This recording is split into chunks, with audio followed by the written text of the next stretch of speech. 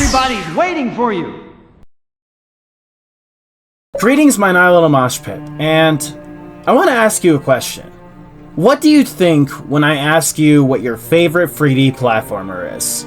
Now, there's probably a variety of answers being shouted at the screen upon me asking this. Mario 64, Banjo-Kazooie, Jak and Daxter, Ratchet & Clank, Sly Cooper, maybe a Sonic Adventure in there somewhere.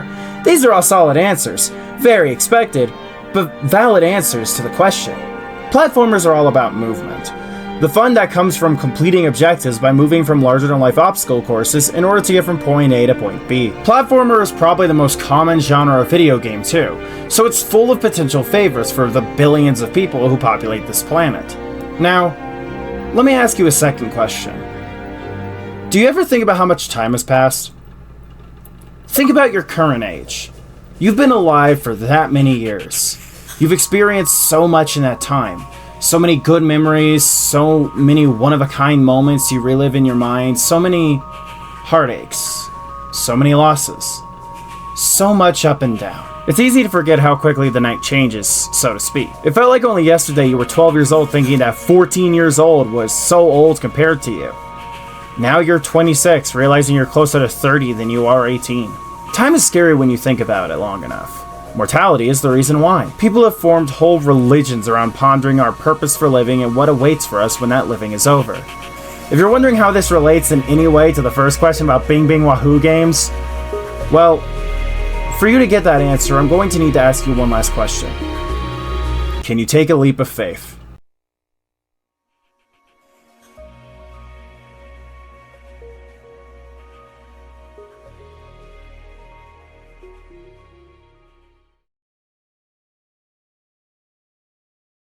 Mirror's Edge was developed by DICE.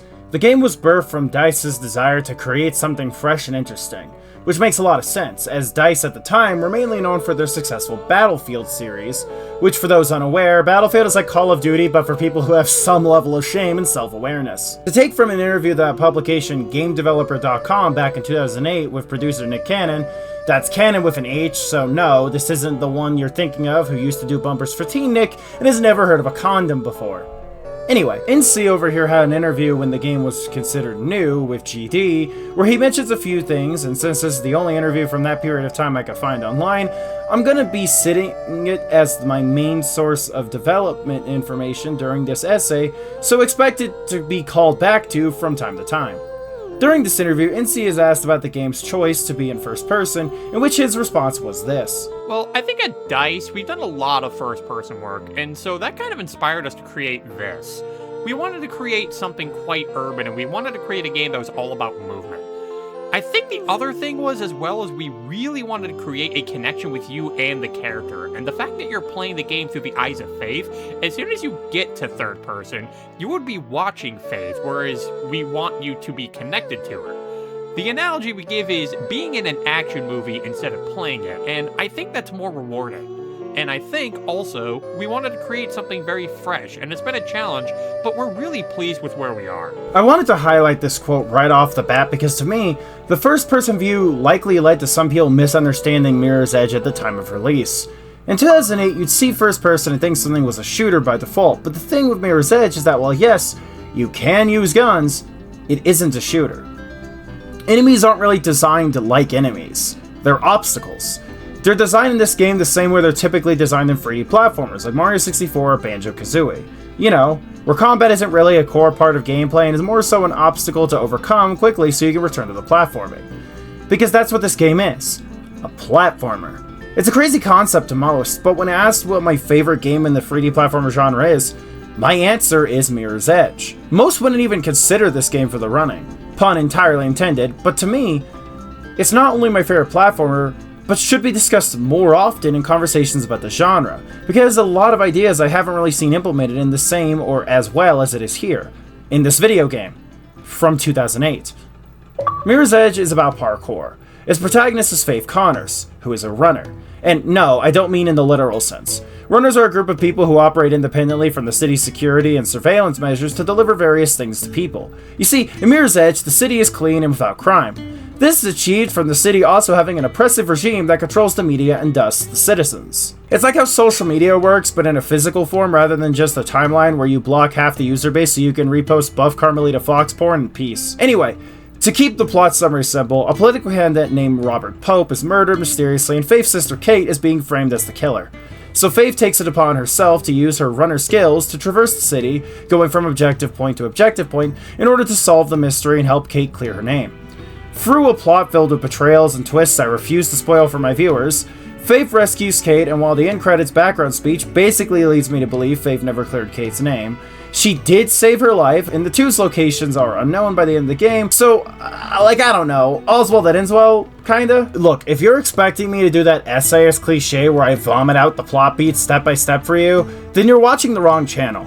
I do not care if this game is 17 years old, it's only 6 hours to beat on average, and it can be bought for $20 on Steam right now. Just play it because I refuse to be one of those channels that lets lazy people feel like they can get away with not playing the games they watch videos about. I'd hate to spoil the story anyway, considering it was written by Rihanna Barchant, who also wrote Heavenly Sword, another game that I like that maybe someday will get ported to the PC so it won't be trapped on the PS3 for the rest of its life. She had worked on Heavenly Sword previously, and we just really wanted to ground everything in cool fiction.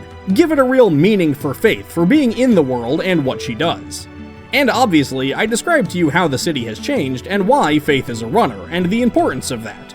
I think any movie or any game needs a good grounding, and it gives everything a reason and just makes the whole package much stronger. I mentioned the story because it gives the setup for the gameplay, which again is the parkour system. Mirror's Edge basically has 9 levels of platforming puzzles for players to traverse, using trial and error as well as environmental studying to make speedy getaways and avoid falling to quick and speedy deaths. There's a lot of mechanics at play for you to move around with. You know, besides the obvious ones of running and jumping. Wall runs, quick turns, ledge grabbing, pole vaulting, there's a lot of tech going on with this game's movement, and it's complemented really well by the runner vision system, which paints objectives of interest in red to make them easier to spot when on the fly and trying to make an escape. Harder difficulties turn this off by the way, but that's entirely for the sake of challenging veteran players. You can also hit the B button on controller to have the camera move directly in the line of sight to where you need to go for those who get extra lost, but that's neither here nor there. Mirror's Edge is built around being really good at one thing, which is its movement. There's more than one way to traverse various movement puzzles, and while there's almost always the easiest and most intended way to do things, you can also get creative and find more unique ways to traverse obstacles. I've distinctly remembered a particular part of the game that I swear to God, each time I play it, I move through it differently. There's a lot of nuance to the level design.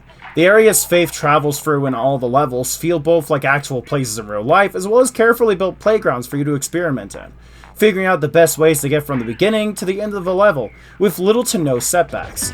There's no question why this game has such a thriving speedrun community. Like most beloved platformers, it's filled with mechanics and areas just tailor-made to cause someone on the autism spectrum to go, yeah, I know there's an intended way to do this, but I want to try this out.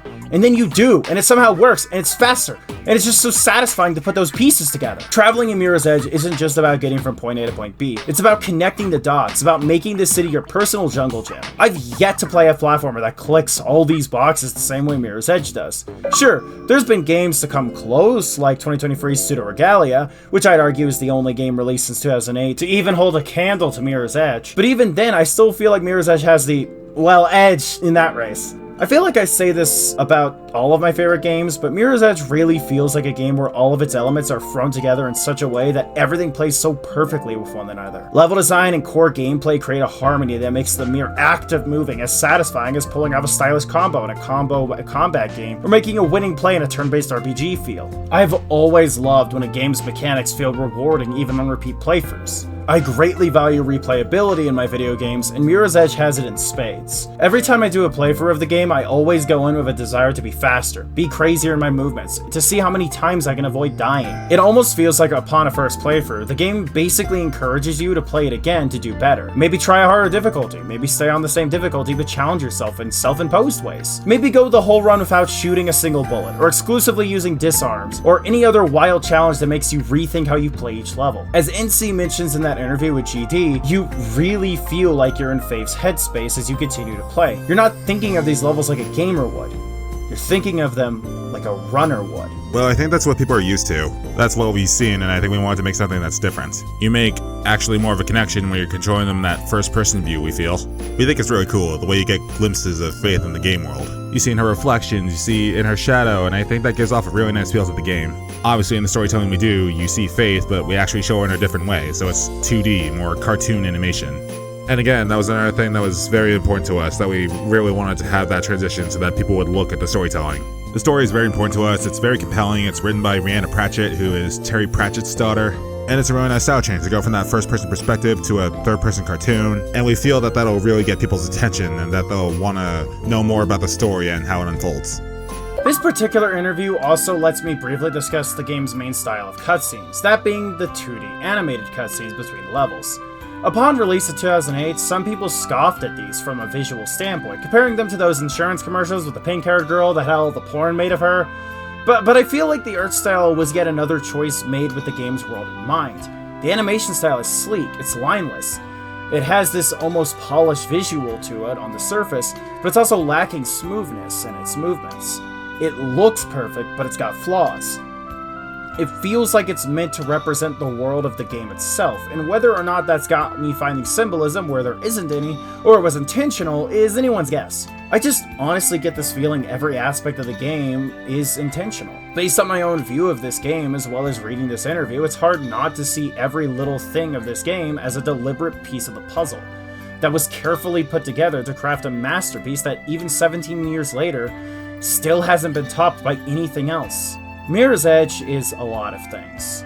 Mirror's Edge is a game that, despite some critics at launch, was praised by most outlets and won several awards. It's a game considered to be one of the best to come from the latter half of the 2000s. I'm not even the first person to make a video about this game to this extent. H-Bomber Guy made a video about speedrunning, where he mentions the game back when he made actually interesting content before he went out of his way to ruin the discussion of plagiarism online for the rest of time. And Liam Triforce made an entire essay about this game that's way longer than my video is, which I don't even need to finish editing this video to know his is longer, because I seem borderline incapable of making those long-ass essays all the cool YouTubers can do. This game means a lot to me, and it's clear it's meant a lot to the people who made it too. Yeah, exactly. It's using your imagination, and I think that's the main thing. You can't always make something different just for the sake of it, but try and be creative and do something unique. I think that's what gaming's all about. I think that's what we're here to do. And I think at times it's great to mimic real life. There's no bigger fan of sports games than myself, and I want them to be real clearly. I don't want to play them different. If I'm gonna play football, I want to play football. I want to play it as it is, It's great for me, I love that. But in other genres, I think in certain circumstances, there's a real gap to be unique and be different and be creative. Mirror's Edge is a game that never leaves my mind. Not ever since I first played it back in 2011 when I was 12. I was enchanted by the game back then. It felt high def to me back when, with a city I could get lost in despite its linear level structure. I still vividly remember pretending to parkour in my school's outdoor areas after the school day had ended, making my grandma wait longer in the parking lot than she really had to, just because I wanted to feel like Faith. That game had such a hold on me. Despite this, I eventually stopped playing it. Couldn't tell you why, but in 2023, I played it again. For the first time as an adult to celebrate my 24th birthday. I did it on Twitch, and the VOD is lost due to me not saving those, but that playthrough was magical. It was like falling in love with the game all over again. It's like that feeling when you find a childhood toy you loved but hadn't seen in years. But the second you see it again, holding it in your hand for the first time as an adult, all those memories come back, flowing through you like a form of security. Which was especially true when I replayed the game again in 2025. This is the part where the disclaimer at the start of the video begins to make sense. In March of 2025, I suffered from what could only be described as a massive heartbreak. I don't want to get into it, but the past 4 years of my life had crumbled beneath me because someone I loved wasn't who he said he was. I was emotionally used, and it led me down a lot of bad paths. I developed a substance abuse problem and attempted on my life multiple times over the time between March 2025 to August 2025. One night during August 2025, I called 988 in a panic at 3 a.m. to avoid attempting again. After the call ended, I just stood in my living room alone, and without much thought, I played the 360 version of Mirror's Edge again. Now, in 2023, I replayed the game on PC, but in that moment, I wasn't just playing Mirror's Edge again. I was playing the copy of the game I had owned since 2011. I got lost in those familiar levels again, feeling that sense of security flow through me. I love Mirror's Edge. I've loved the game ever since I was 12, and even at 26, the game continues to amaze me, as I've already made clear during this entire video. It's to a point where I've never played its sequel, Mirror's Edge Catalyst, because I'm scared to. Too many games I love will get sequels that fail to meet the same level of quality as the original. Dead Rising, Bayonetta, Rumble Roses, all amazing games whose sequels fail to deliver for me. I don't want to face a reality that it could also be the case with Mirror's Edge. So Catalyst has become a sort of white whale for me that I feel like I can only face when I'm emotionally strong enough, as silly as that might sound. But Mirror's Edge is what's special, you know? 2025 isn't the year I expected it to be. I wasn't expecting to lose what I thought were going to be constants in my life, and in ways I'd struggle to recover from. As far as I'm concerned, that rat should be the one paying $150 for my therapy a month, not me, out of pocket, barely scraping by as I struggle to balance my commission work with making the stories I want to tell. It's hard to look back on my best of 2024 video without cringing a little bit at the end. Frankly, it's hard to look back on the past 4 years of my life without feeling like my trust, admiration, and love weren't misplaced on the people who had shown they weren't worth it. Because it was. And they weren't. Undeniably so. They weren't worth my blind loyalty, my defense, none of it. I've been face to face with death so many times that I've become more and more aware of my own mortality. The fact that someday I will die is a fact that I think about more often than I used to. Nobody knows what happens after we die. Even you, smug atheist in the comments. You don't know either. Nobody knows until they're dead, and they can't exactly relay that information back to us chumps still living, now can they? I've been taking time to fix my mental health to the best of my ability. I've removed several apps off my phone to avoid getting caught up in social media bullshit. I've been going out of my way to leave the house more often when I get overwhelmed with work or get set off. I've picked up skateboarding as a hobby, as a method to avoid relapsing. March was traumatic for me. It left me broken in ways I can't even begin to describe. I feel overwhelmed, directionless, and I'm just trying to make so much work at once with no real idea what I'm doing right or wrong most of the time. But despite the spirals, despite the vices, the sadness, I'm still here. Still talking to you about a video game from 2008 that to me represents pushing through despite obstacles, and in the best ways you can figure it out. A game that has been in my life since I was a kid that continues to not only provide me with a sense of familiarity, but also with motivation to stay alive. I don't know when I'll die, or what will happen to me after I die. I don't know if I'll ever create everything I want to, or if anything I make will ever have the impact I want it to. I won't live forever. But I'm alive right now, and as long as I breathe, I'm going to keep running. So let me ask you again, viewer. Can you take that leap of faith too? Because I'm still alive. And no, I will not apologize.